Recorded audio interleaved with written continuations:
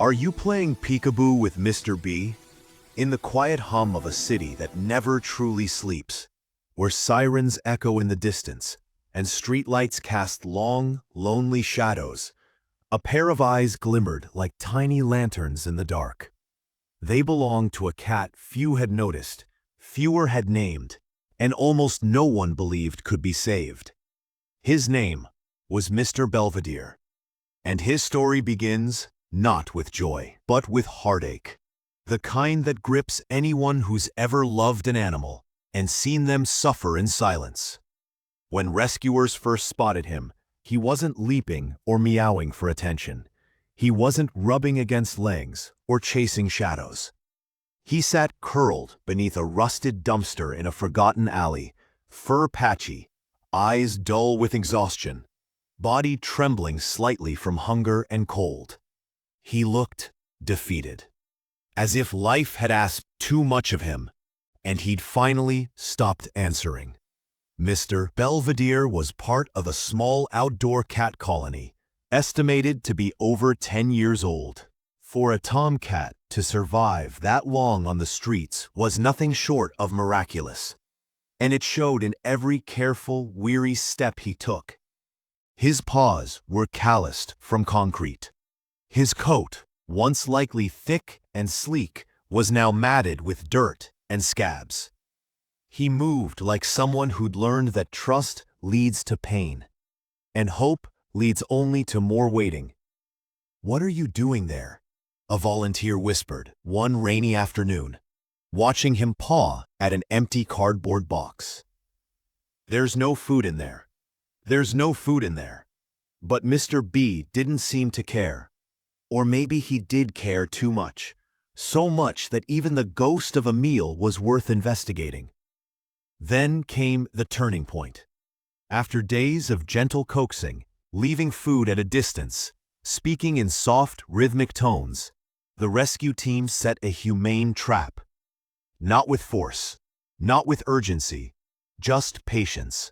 And one quiet morning, as golden light spilled over the rooftops, Mr. Belvadier stepped inside.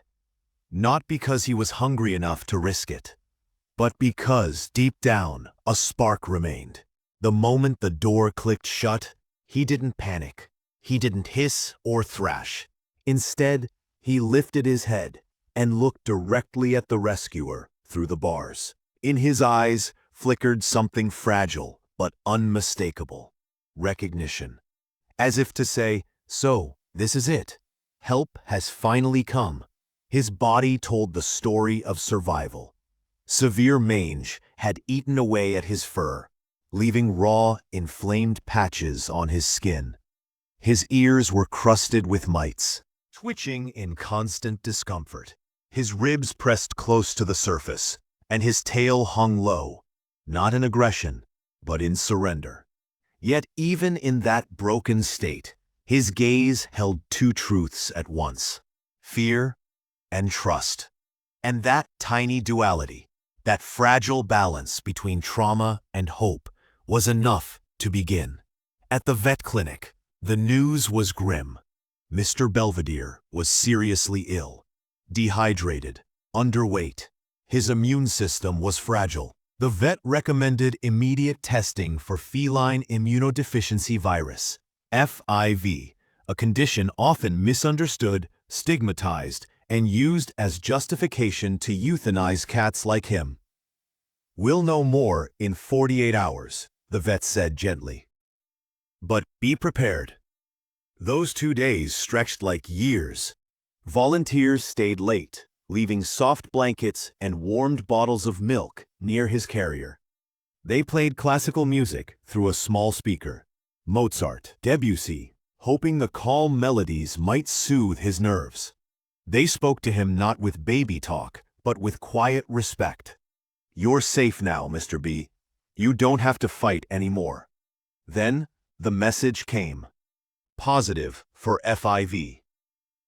The room fell silent. FIV isn't a death sentence. It's a manageable condition, much like HIV in humans. But many shelters still consider FIV plus cats unadoptable. Too risky. Too much work. Too much unknown.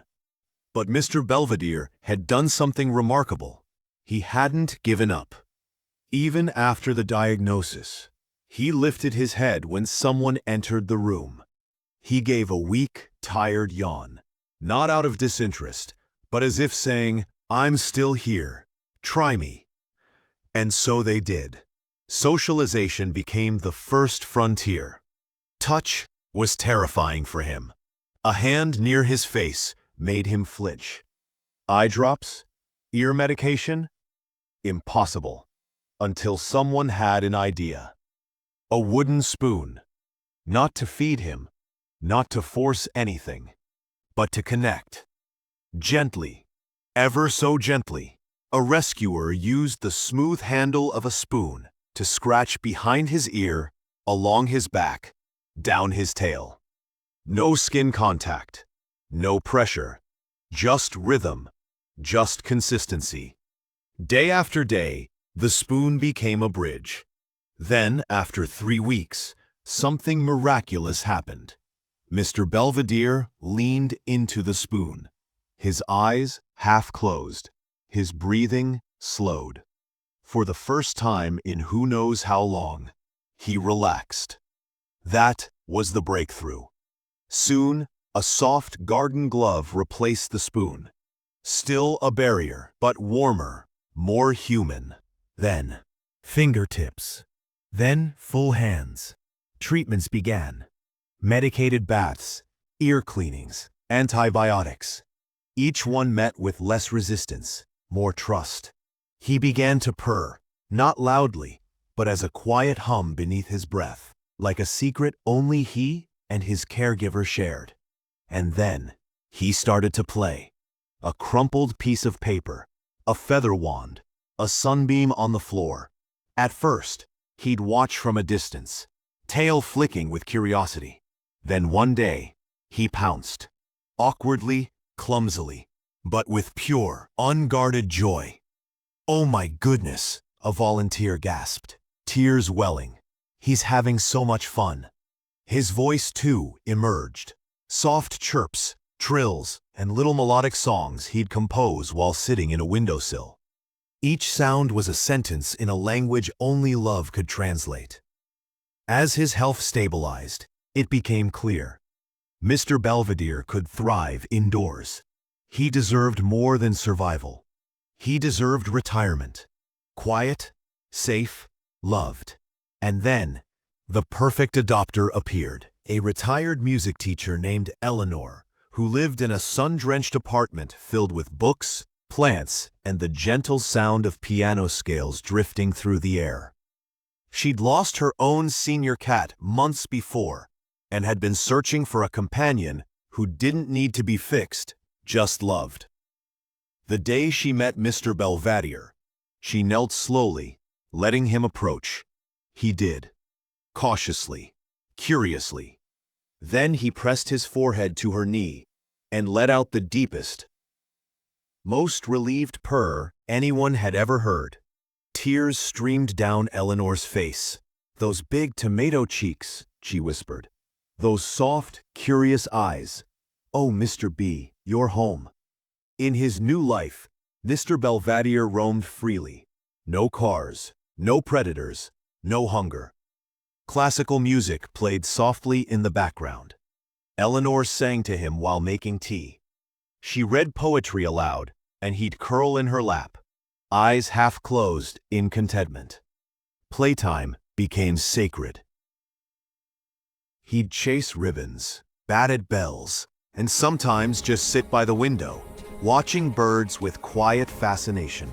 No longer a hunter, just an observer of beauty. His FIV required routine vet checks, a high-quality diet, and a stress-free environment. But he thrived, not in spite of his past, but because of the love that met him in its aftermath. Today, Mr. Belvadier is more than a rescued cat. He's an ambassador. Through social media, community talks, and shelter partnerships, his story spreads awareness about senior cats, FIV+ animals, and community cats who deserve a second chance, not a death sentence. He reminds us all that patience isn't passive, compassion isn't optional, and dedication, quiet, consistent, unglamorous dedication, can turn despair into dignity. Every scratch behind the ear, every warmed blanket, every good boy whispered in the dark, it all mattered. Because animals like Mr. Belvadier don't just heal, they teach us how to love without conditions, how to show up even when the odds are against us, how to believe in someone before they believe in themselves. If you're thinking about adopting a special needs pet, a senior, a FIV+ cat, a shy community cat, do your research, learn their needs, create a calm space, move slowly, speak gently, and above all, be ready to give love freely. Because in return, they'll give you something money can't buy, a heart that finally feels safe. Mr. Belvadier's journey isn't just about rescue. It's about revelation, that no life is too broken to heal, no soul too weary to hope, no cat too old, too sick, too difficult to deserve love. And every second of hard work, worth it, 1,000 times over. So if this story touched your heart, if you've ever looked into an animal's eyes and seen your own reflection, don't let it end here. Adopt, volunteer, share. Because somewhere, right now, another Mr. Belvadier is waiting in the shadows, and all he needs is someone to say, "Go, Mr. B, go."